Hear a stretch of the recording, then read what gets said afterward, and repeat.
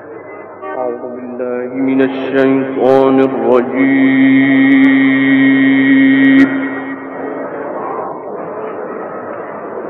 بسم الله الرحمن الرحيم.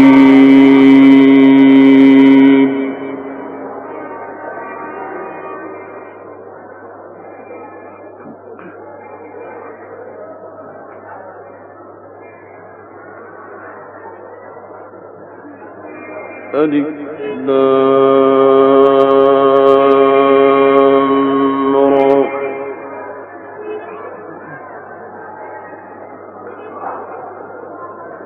تلك آيات الكتاب المبين.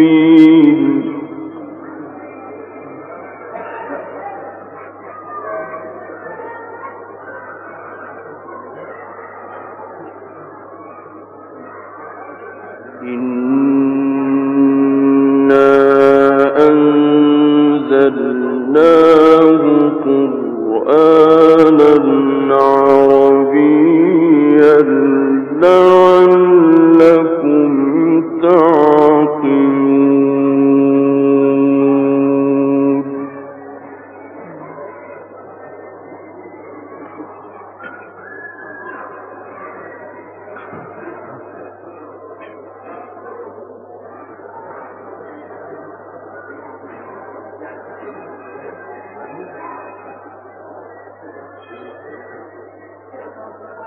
إنا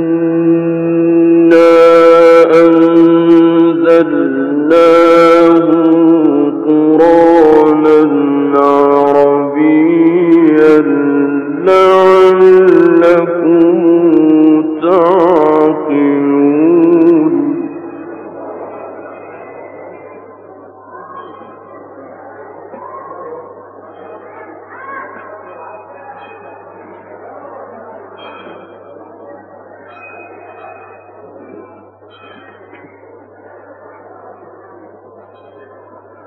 بسم الله الرحمن الرحيم. ألف لام را.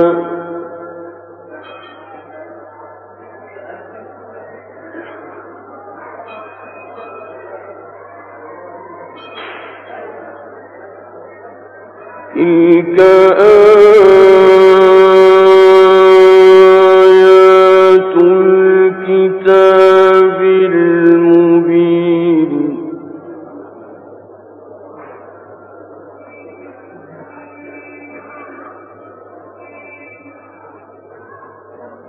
إنا أنزلناه قرآنا عربيا لعلكم تعقلون.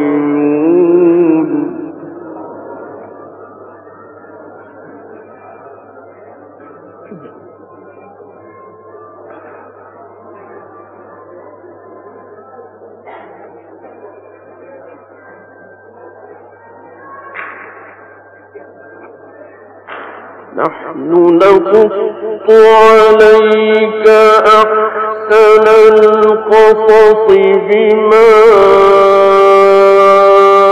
أوحينا إليك هذا القرآن.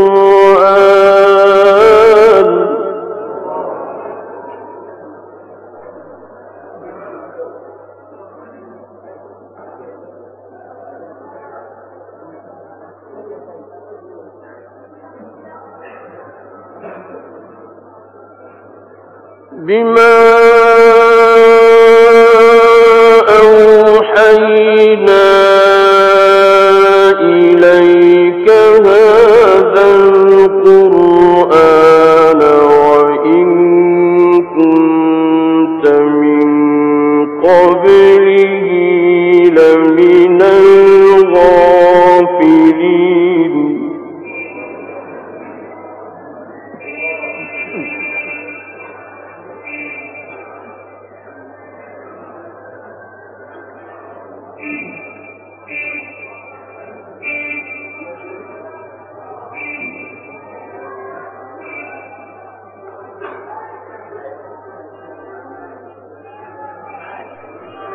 إذ قال يوسف لأبيه يا أبت إني رأيت 11 كوكبا والشمس والقمر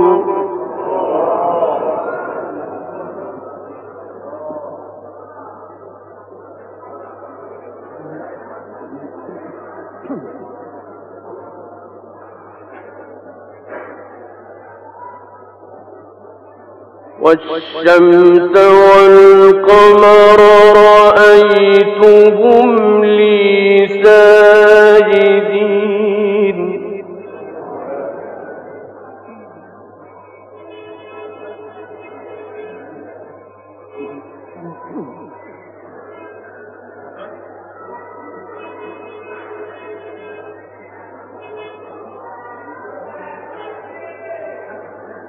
إذ قال يوسف لأبيه يا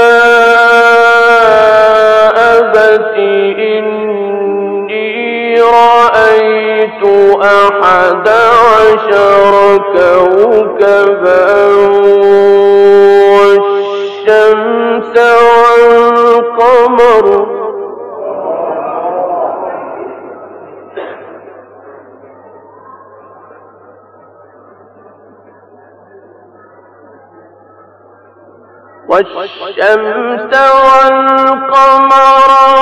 رأيتهم لي ساجدين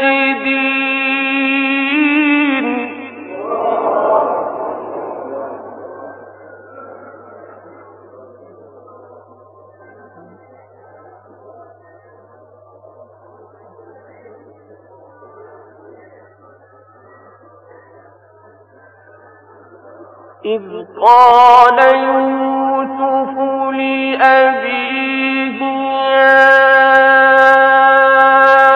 أبت إني رأيت 11 كوكبا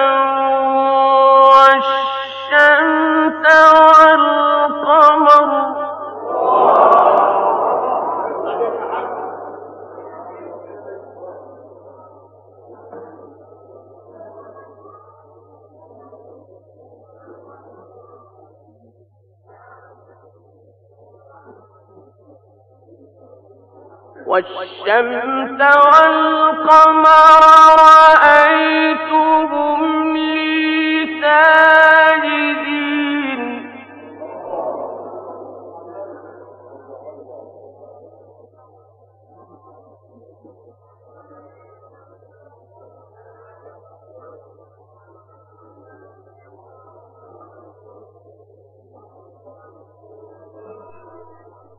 قال يا بني لا تقصص رؤياك على إخوتك فيكيدوا لك كيدا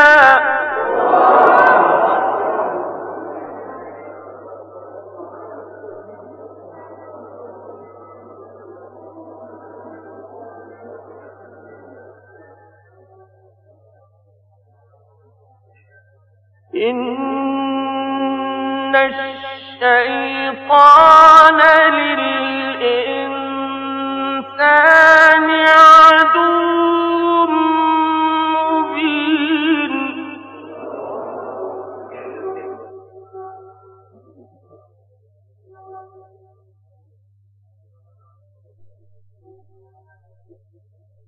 وكذلك يجتبيك ربك ويعلمك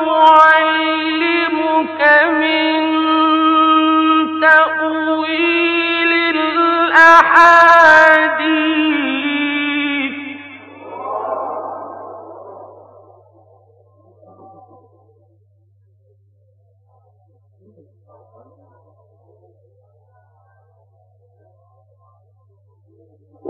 وكذلك يجتبيك ربك ويعلمك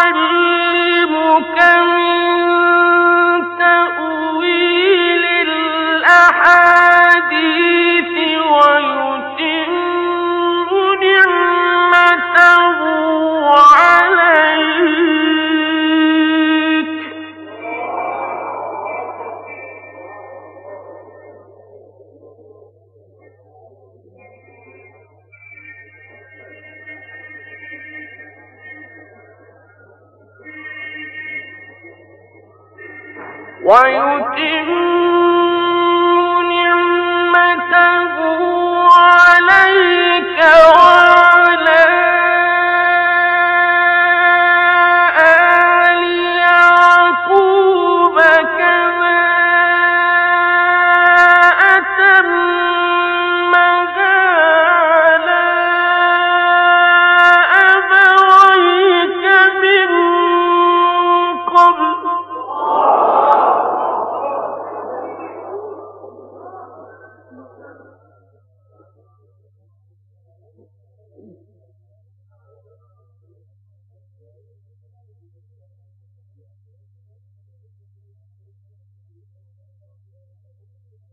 كما أتمها على أبويك من قبل إبراهيم وإسحاق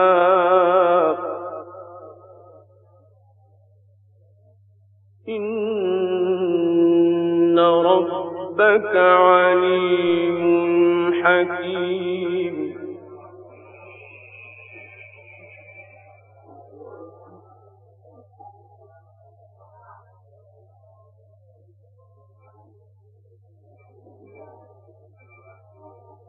لقد كان في يوسف وإخوته آيات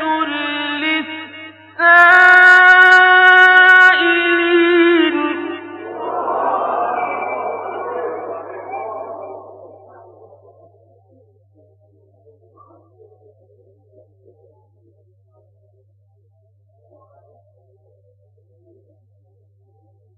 لقد كان في يوسف وإخوته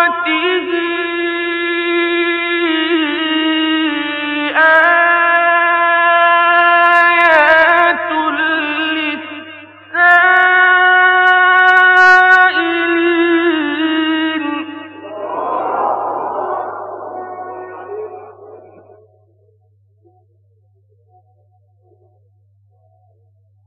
إذ قالوا ليوسف وأخوه أحب إلى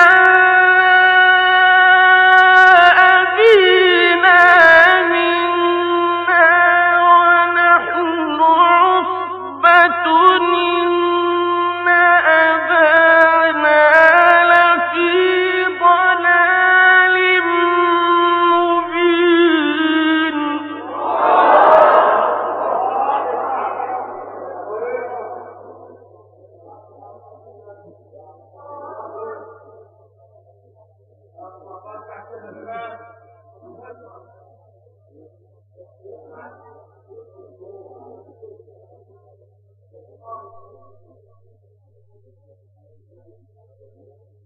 إن أبانا لفي ضلال مبين. اقتلوا يوسف أو اطرحوه أرضا يخل لكم وجه أبيكم وتكونوا من بعده قوما صالحين.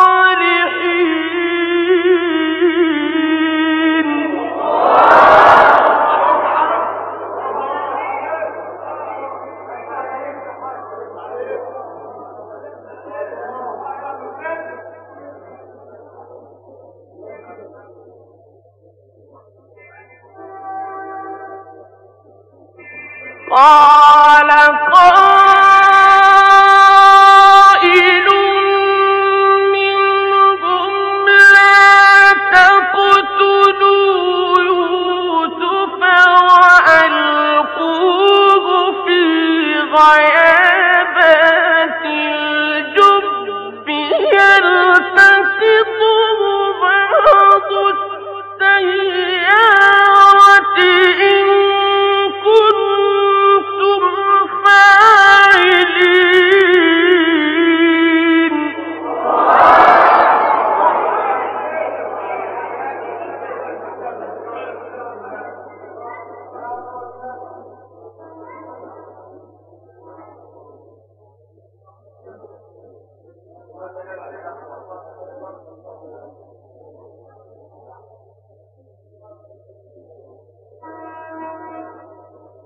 قالوا يا أبانا ما لك لا تامنا على يوسف وإنا له لناصحون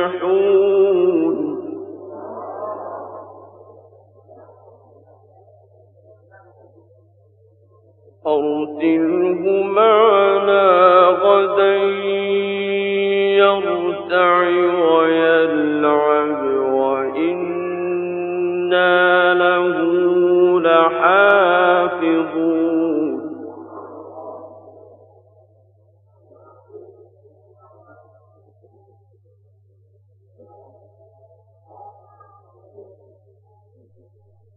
قال إني ليحزنني أن تذهبوا به وأخاف أن يأكله الذئب وأنتم عنه غافلون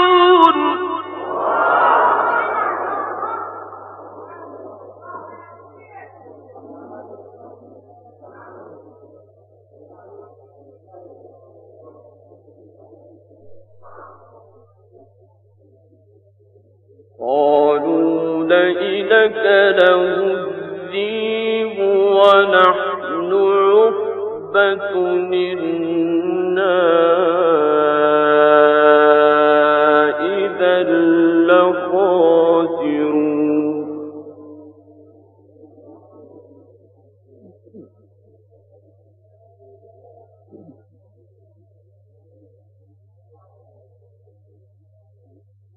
فلما ذهبوا به وأجمعوا أن يجعلوه في غيابات الجب وأوحينا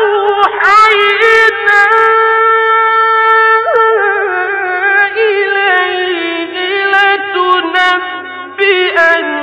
لتنبئنهم بأمرهم هذا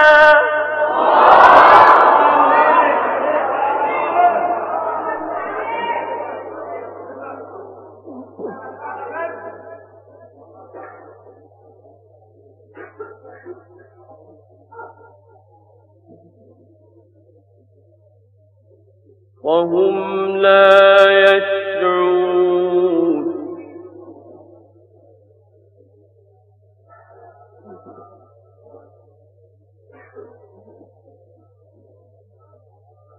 قالوا لئن أكله الذئب ونحن عصبة إنا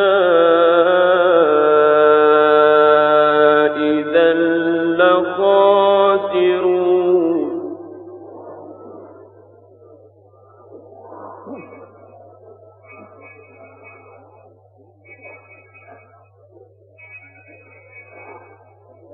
فلما ذهبوا به وأجمعوا أن يجعلوه في غيابات الجب وأوحينا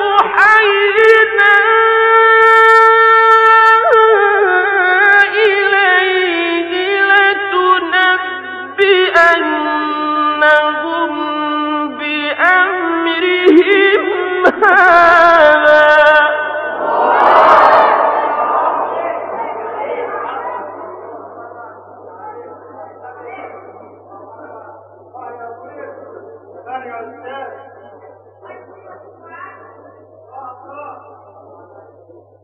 وهم لا يشعرون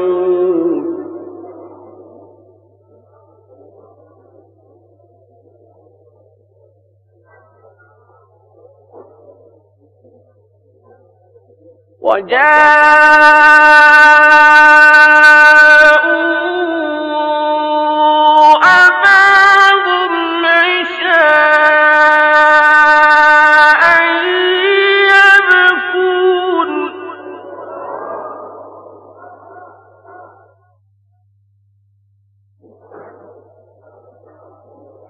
قالوا يا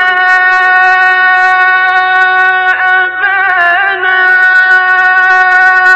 إنا ذهبنا نستبق وتركنا يوسف عند متاعنا فأكله الذئب وما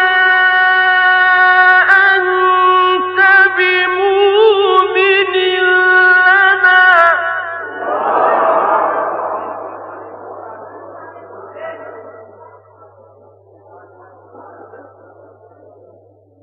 وما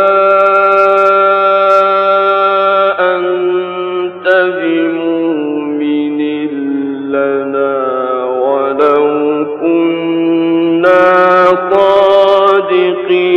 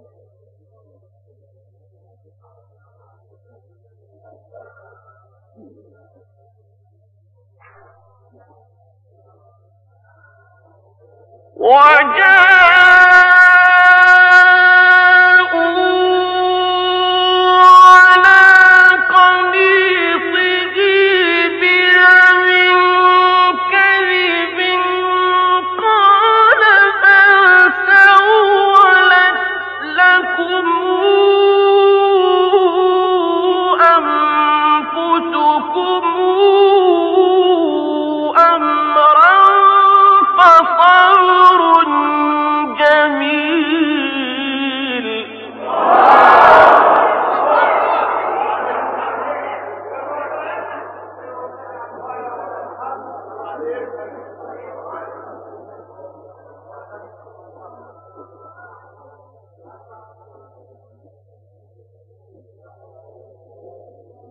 والله المستعان على ما تصفون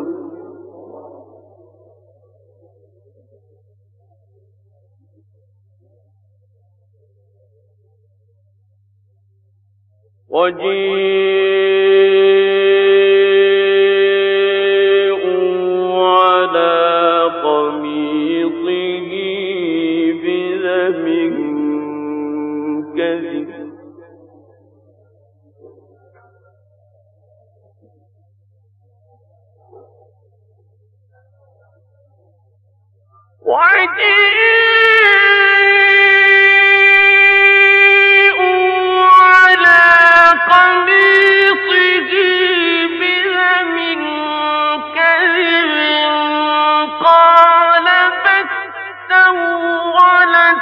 لكم أنفسكم أمرا فصبر جميل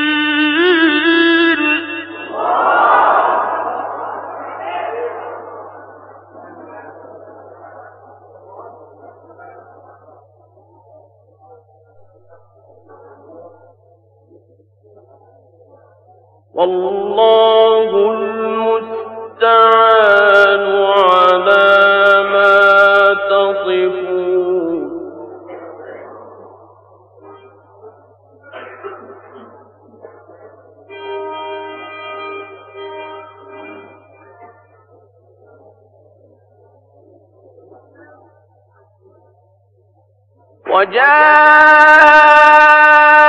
وجاءت سيارة فأرسلوا واردهم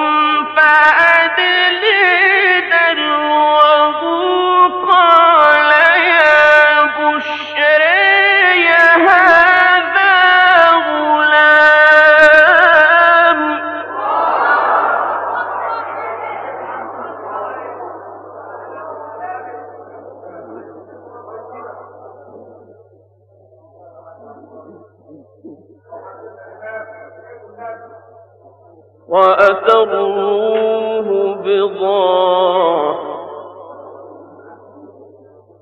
والله عليم بما يعملون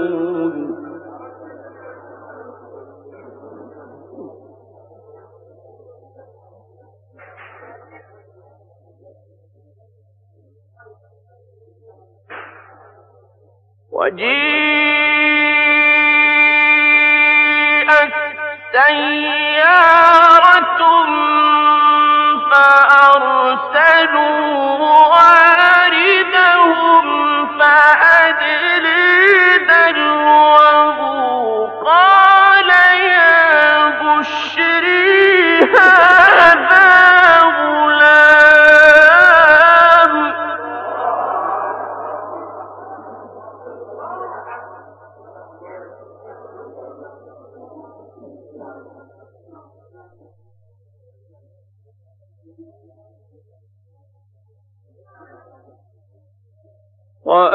وأسروه بضاعة والله عليم بما يعملون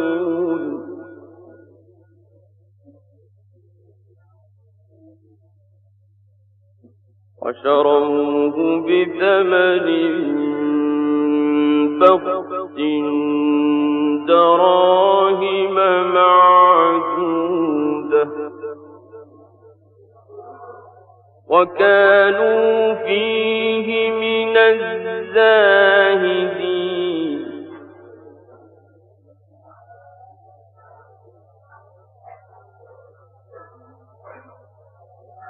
وقال الذي اشتراه من مصر لامرأته أكرمي مثواه عسى أن ينفعنا أو نتخذه ولدا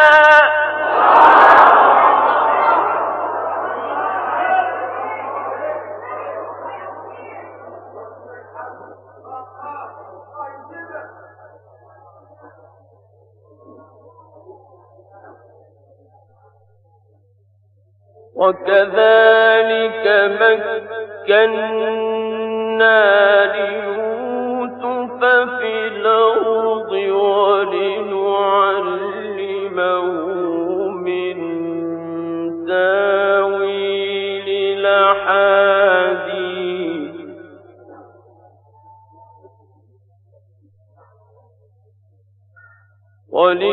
ولنعلمه من تاويل الأحاديث والله غالب على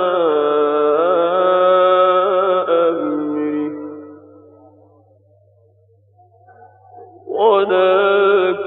ولكن أكثر الناس لا يعلمون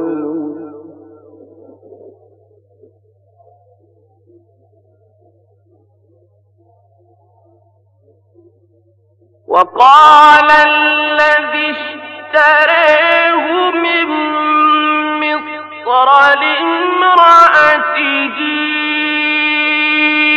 أكرمي مثواه عسى أن ينفعنا أو نتخذه ولدا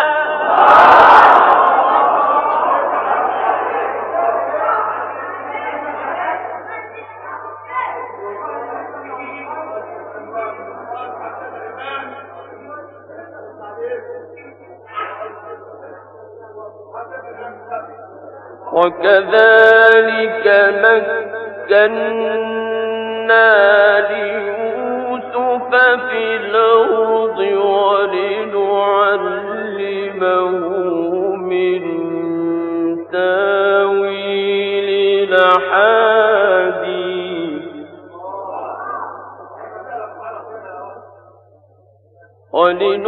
ولنعلمه من تاويل الأحاديث والله غالب على أمره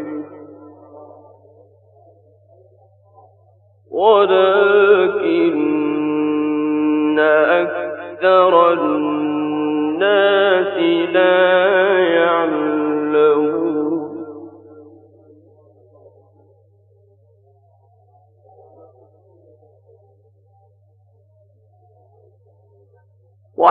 ولما بلغ أشده آتيناه حكما وعلما وكذلك نجزي المحسنين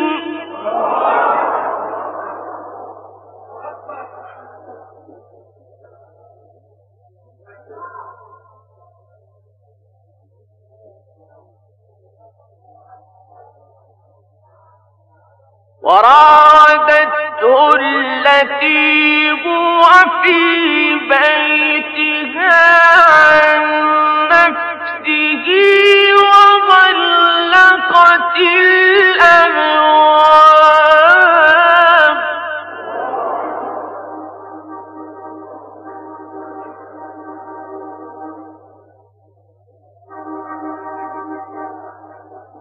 وقالت هيت لك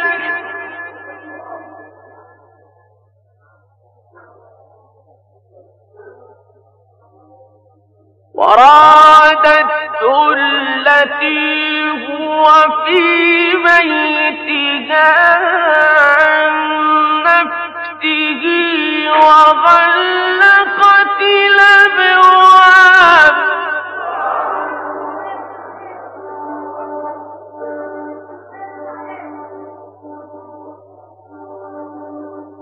وقالت هيت لك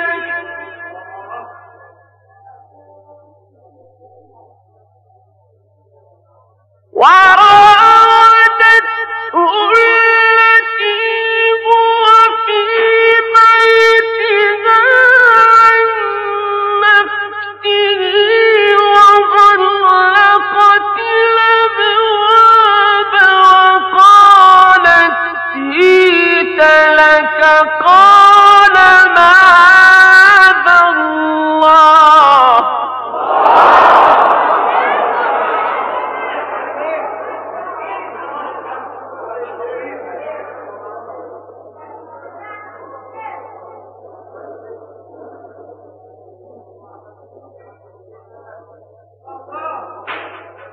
إنه ربي أحسن مثواي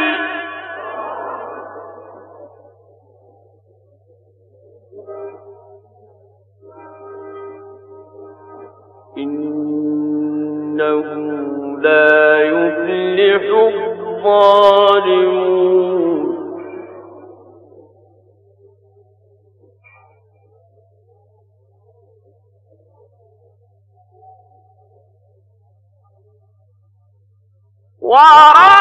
وراودته التي هو في بيتها عن نفسه وغلقت الأبواب وقالت هئت لك قال معاذ الله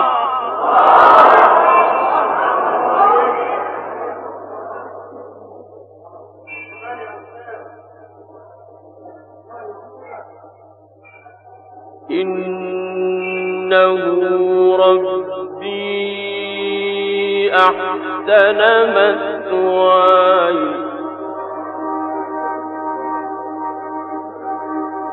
إنه إنه لا يفلح الظالمون.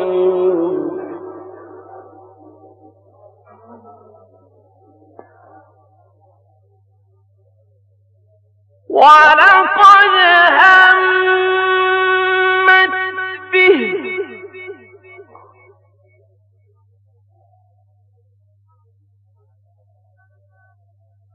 وهم بها لولا أن رأى برهان ربه كذلك لنصرف عنه السوء والفحشاء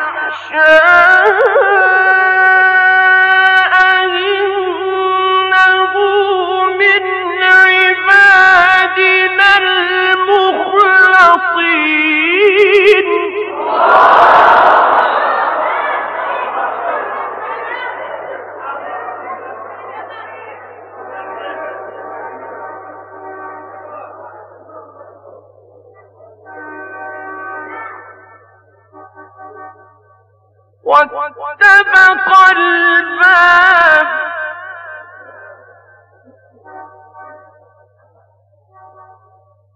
وقدت قميصه من دبر وألف يا سيدها لدى الباب قالت ما جزاء من أراد بأهلك سوءا إلا أن يسجن أو عذاب أليم.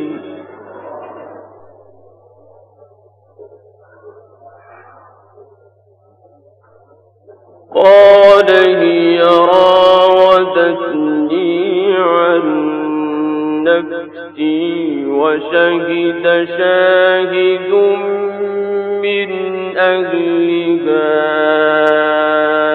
إن كان قميصه قد من قبل